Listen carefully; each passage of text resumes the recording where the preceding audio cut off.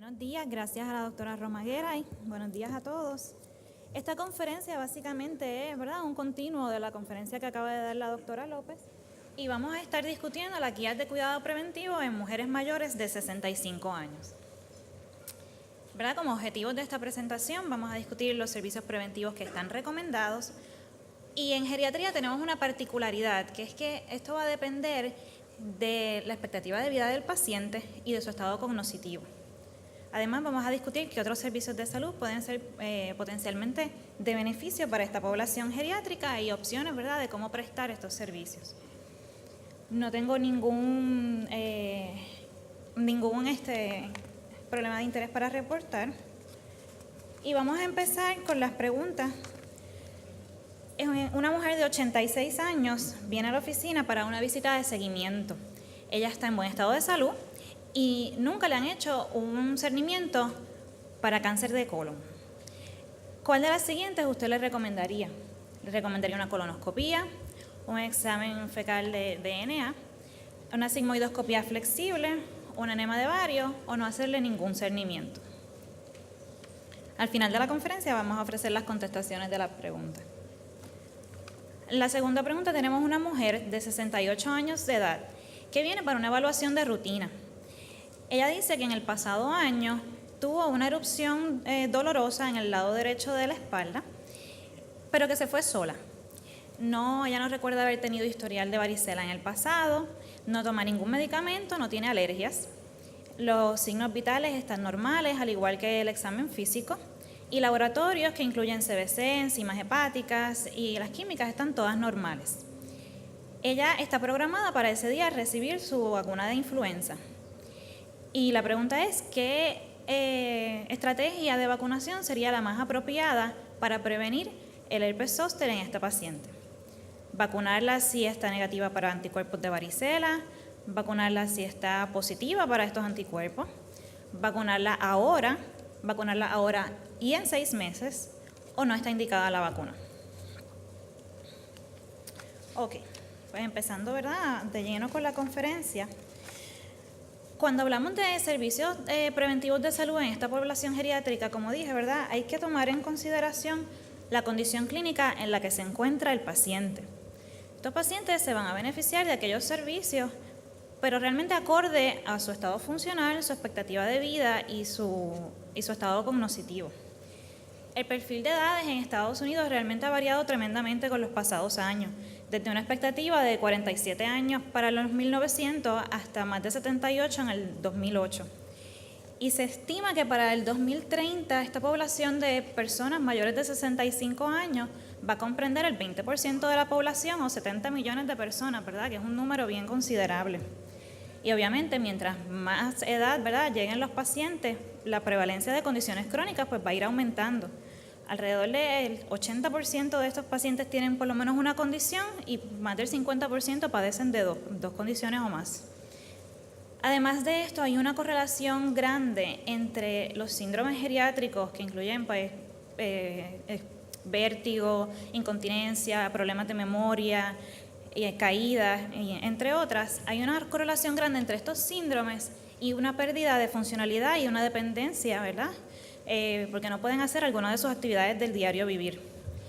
Pero esta pérdida de independencia y de funcionalidad no la debemos ver como una consecuencia normal del envejecimiento, ¿no? Esto no debería ser parte del envejecimiento normal. Entonces, debido a la alta prevalencia de condiciones crónicas y, ¿verdad?, el impacto que tiene en su funcionalidad y calidad de vida, todas aquellas intervenciones basadas en la evidencia que lleven a promover y a tratar de evitar y prevenir estas condiciones crónicas, pues son de suma importancia, tanto para maximizar su calidad de vida y su cantidad de vida, ¿no? Pero todo lo que sea prevención tiene que ser tomado por cada paciente en individual, cada paciente es un mundo, y la edad no debería ser el solo determinante de si vamos a llevar a cabo un servicio de prevención o no, y todo enfocado a mantener la funcionalidad en estos pacientes geriátricos. Y por eso se hicieron 4 categorías, que las ven aquí, para dividir a esta población geriátrica, porque es una población que es funcional y fisiológicamente bien heterogénea. Aquellos pacientes robustos, ¿verdad?, es una categoría de vida que tienen una expectativa de vida de más de 5 años y son funcionalmente independientes. Aquellos pacientes frágiles tienen una expectativa de vida de menos de 5 años y pueden tener algún impedimento funcional.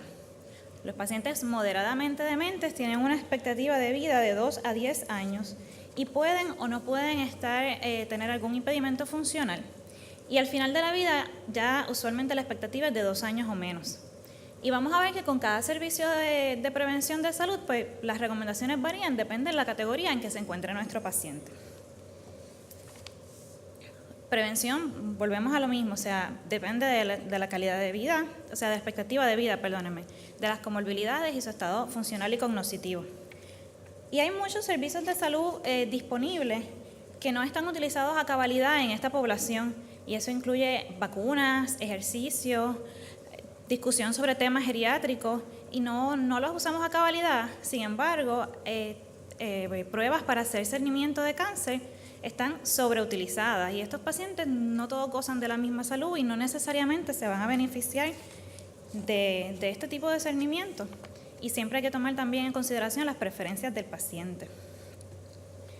Muchos servicios preventivos disponibles que los vamos a discutir más adelante, y nosotros como médicos primarios tenemos que darnos a la tarea de por lo menos tratar de cubrirlos o por lo menos discutir la importancia de los mismos con nuestros pacientes.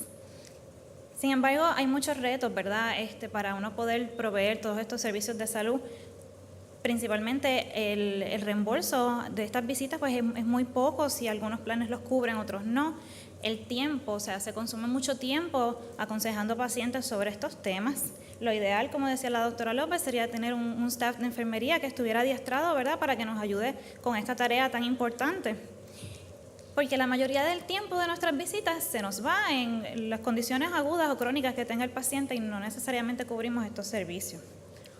Otro reto, ¿verdad?, en la población geriátrica es que los expertos dicen hay que tomar en consideración la expectativa de vida del paciente.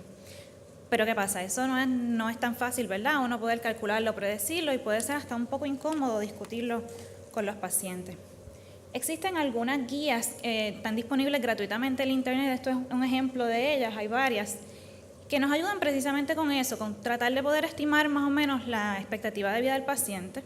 Este es el Schomburg Index, es varias preguntas, un cuestionario, usted va llenando las contestaciones a cada una de ellas, y esto predice la mortalidad a 5 y a 9 años en pacientes que están libremente en la comunidad mayores de 65 años. Y como esta, existen otras, ¿verdad?, dependen de pacientes institucionalizados y demás, que por eso ¿verdad?, quizás nos ayuda a dejarnos llevar un poco mejor.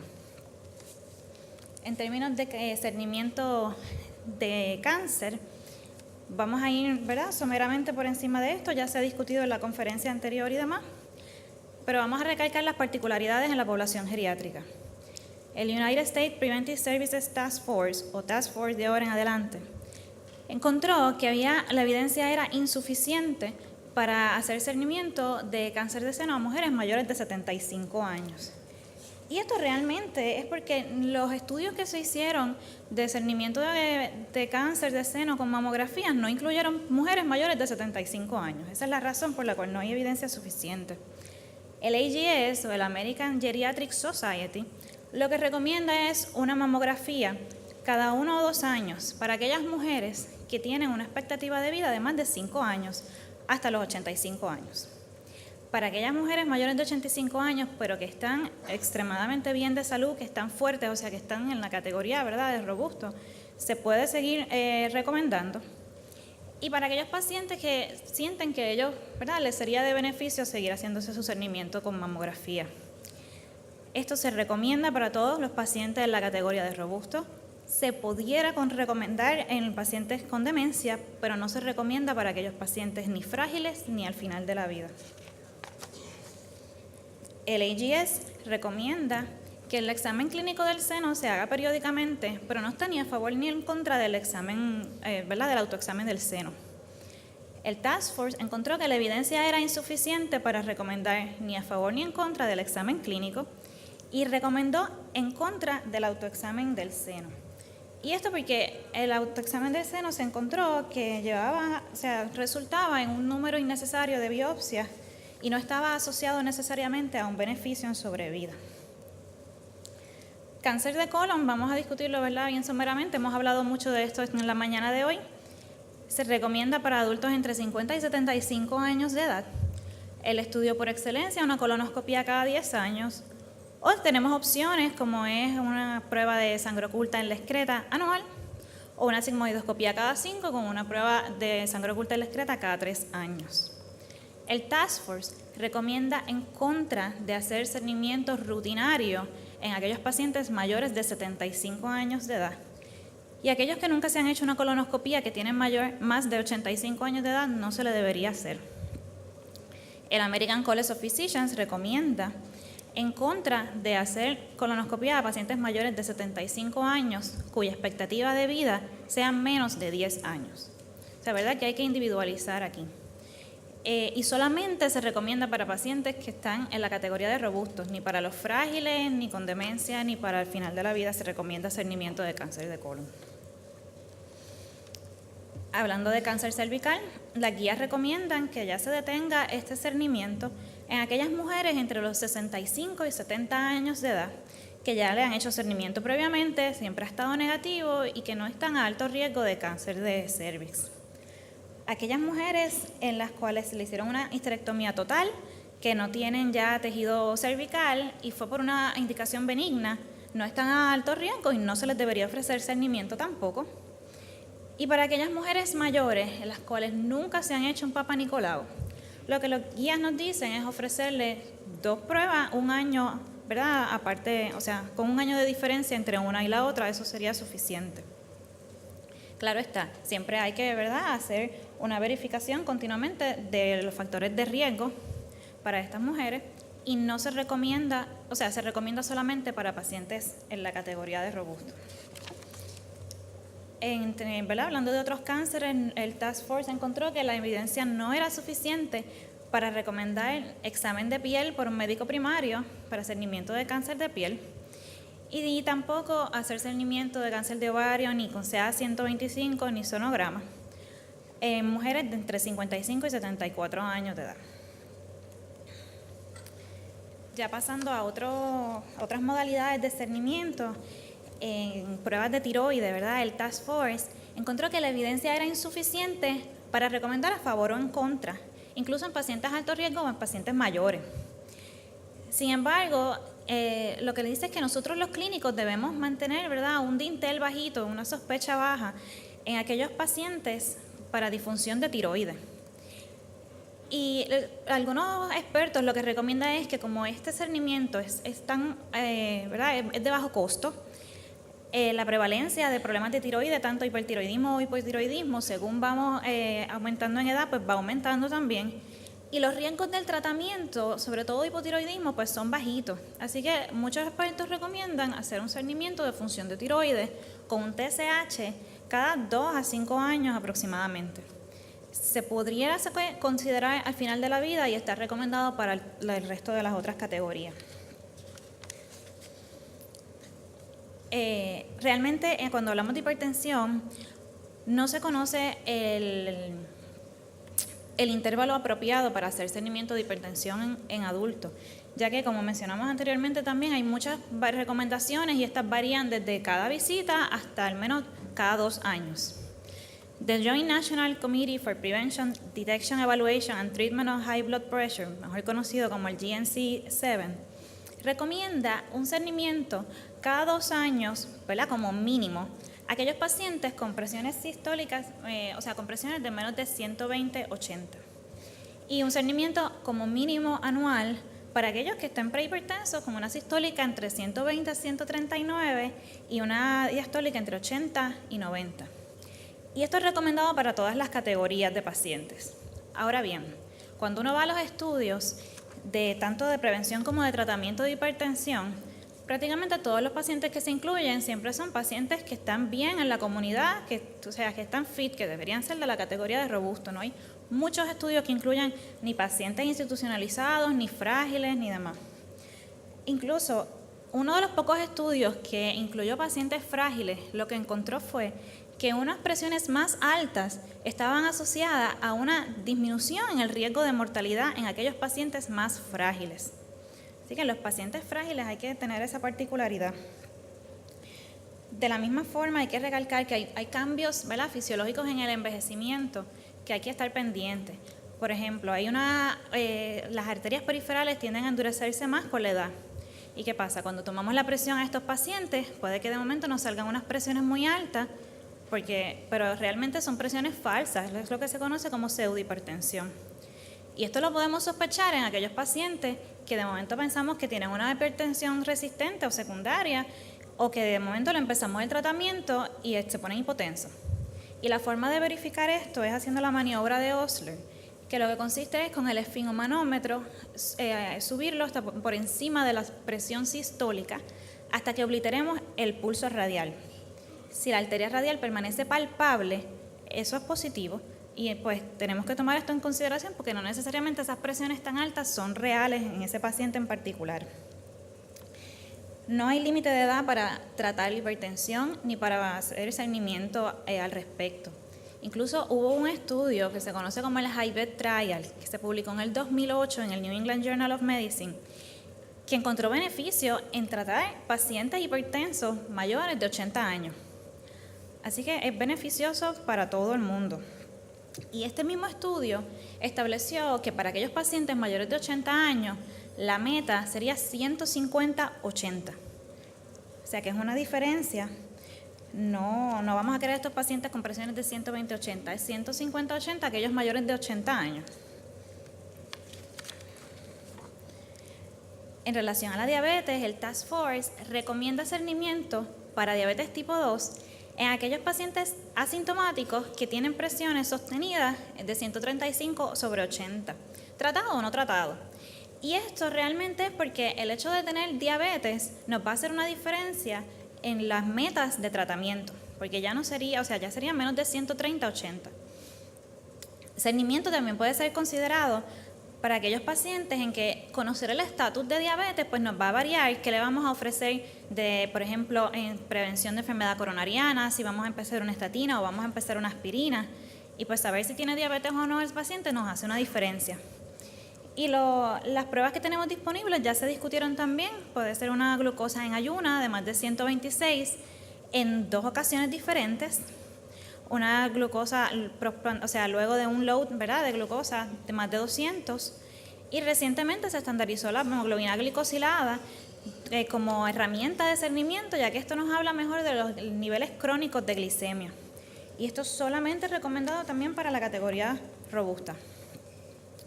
Una de 4 mujeres blancas mayores de 50 años en los Estados Unidos va a sufrir eventualmente de una fractura o de cadera o de espina o de muñeca. Sin embargo, no hay muchos estudios que evalúen la efectividad del cernimiento de osteoporosis en mujeres mayores. Y por eso el intervalo óptimo de hacer cernimiento no está bien establecido. Pero Medicare y la mayoría de algunos planes médicos la cubren cada 2 años. Cuando detener el cernimiento pues también es controversial, pero lo que se recomienda es que aquellas mujeres vulnerables que tengan más de 2 años de expectativa de vida se les ofrezca. Las indicaciones para este cernimiento son aquellas mujeres mayores de 65 años que no tienen algún factor de riesgo, ni tienen fracturas previas, ni causas secundarias de osteoporosis, y aquellas mujeres menores de 65 años que tienen un riesgo a fractura a 10 años mayor o igual que aquellas mujeres blancas de 65 años sin factores previos. Y esto lo calculamos con el FRAX score que se mencionó anteriormente también. Lo vamos a ver más adelante. Es recomendada para la categoría de robusto, se pudiera considerar en aquellos pacientes frágiles si encontramos que es para su beneficio, y no se recomienda en pacientes dementes ni al final de la vida. Este es el FRAX score. Básicamente eso está disponible también gratuitamente en el internet. Uno va contestando todas las preguntas y, bien importante, se puede calcular con densitometrías previas, pero también se puede calcular sin ellas. Hiperlipidemia, también el intervalo óptimo para hacer cernimiento se desconoce. Hay paneles que lo que recomiendan es cada 5 años con aquellos pacientes que estén a más alto riesgo o que estén cerca de necesitar tratamiento, pues hacer intervalos más cortos. Realmente hacer cernimiento de panel de lípidos repetidamente en aquellos pacientes mayores de 65 años, pues también quizás es un poco controversial porque luego de esta edad, si no los habían tenido altos anteriormente, pues es menos probable que vayan a tener los lípidos altos. Y recomendado también para la categoría robusta. En términos de prácticas de estilo de vida, es bien importante poder recomendarle a los pacientes algún tipo de actividad física que a ellos les guste, que lo disfruten, que lo hagan, ¿verdad? Para que continúen participando de esto. Y enfatizar que estas prácticas promueven la movilidad, disminuyen los riesgos de enfermedad coronariana y de osteoporosis. Se le puede recomendar flexibilidad, resistencia, fuerza, pero en particularmente importante en esta población, los ejercicios de balance, porque están demostrados que disminuyen el riesgo de caídas. Cernimiento de disfunción sexual y enfermedades sexualmente transmitidas también es recomendado a aquellos pacientes que estén a alto riesgo. Se le debería preguntar a estos pacientes por lo menos una vez al año. Bien importante también hacer cernimiento una vez al año al menos, o cuando pensamos que hay algún problema de uso de alcohol.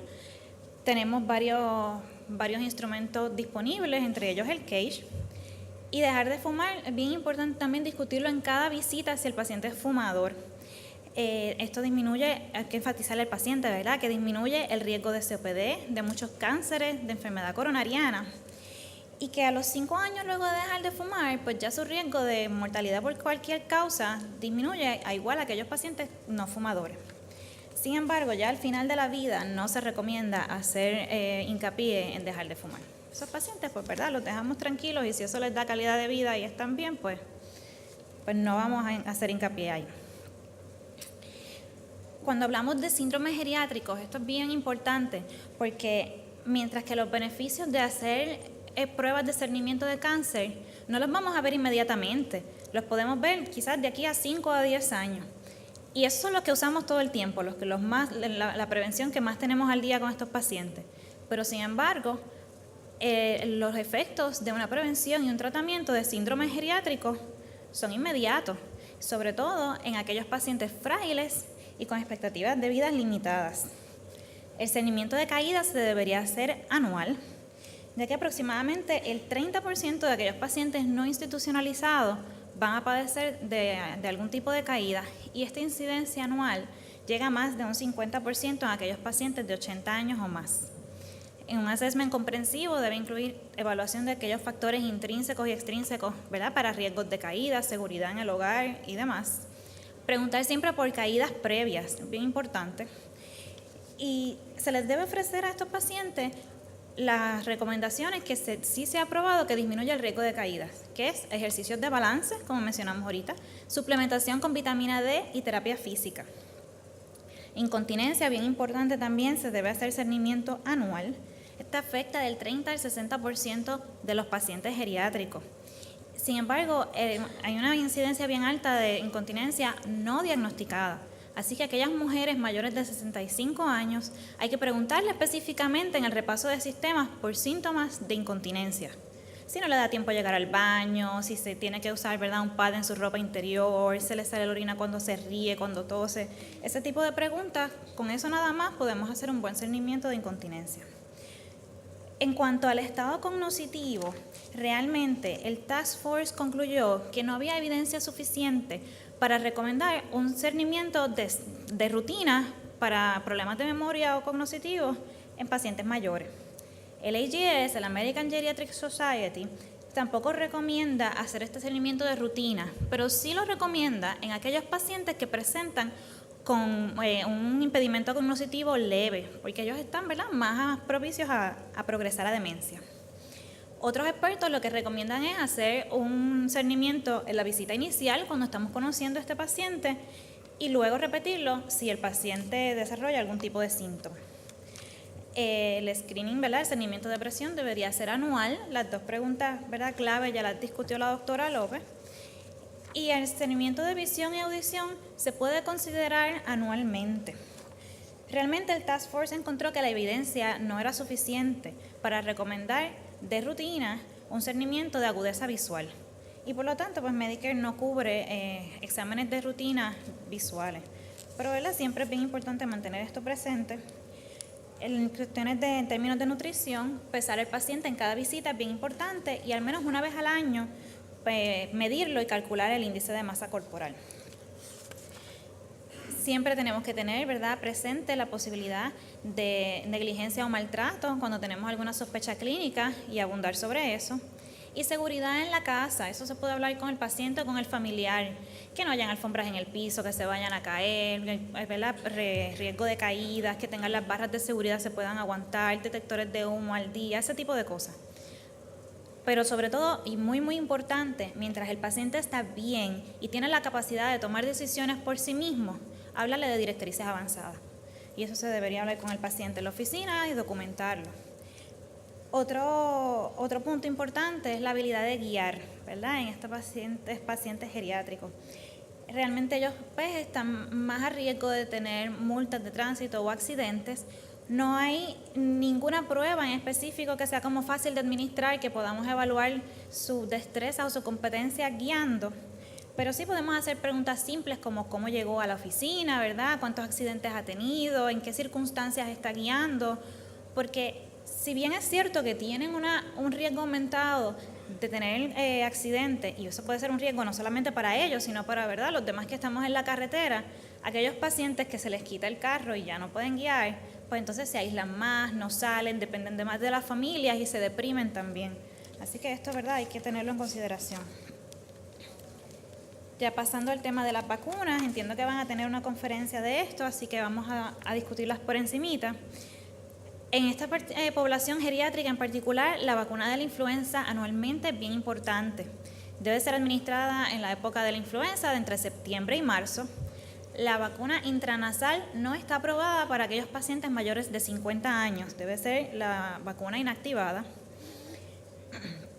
La vacuna del neumococo una vez, luego de los 65 años. Y si se la pusieron antes de los 65, debería ser repetida en un intervalo de 5 años después. La vacuna del tétano y difteria se debe ofrecer un booster cada 10 años a aquellos pacientes que completaron la serie primaria. Ahora bien, si este paciente nunca ha recibido el TDAP, que incluye pertussis, pues se debería incluir como uno de esos refuerzos o dárselo sin importar cuándo fue la última vez que recibieron una vacuna de TD.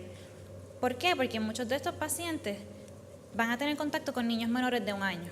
Y eso incluye a los abuelitos, los que los cuidan en las casas, cuidadores en centros de cuidado y demás, o profesionales de la salud. Y es bien importante que tengan esa vacuna al día. Y la vacuna del zóster es una vez luego de los 60 años.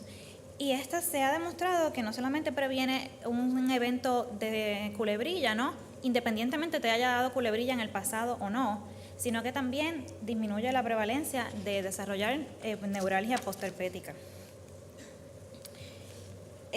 Medicamentos, ¿verdad?, que nos ayudan en la prevención.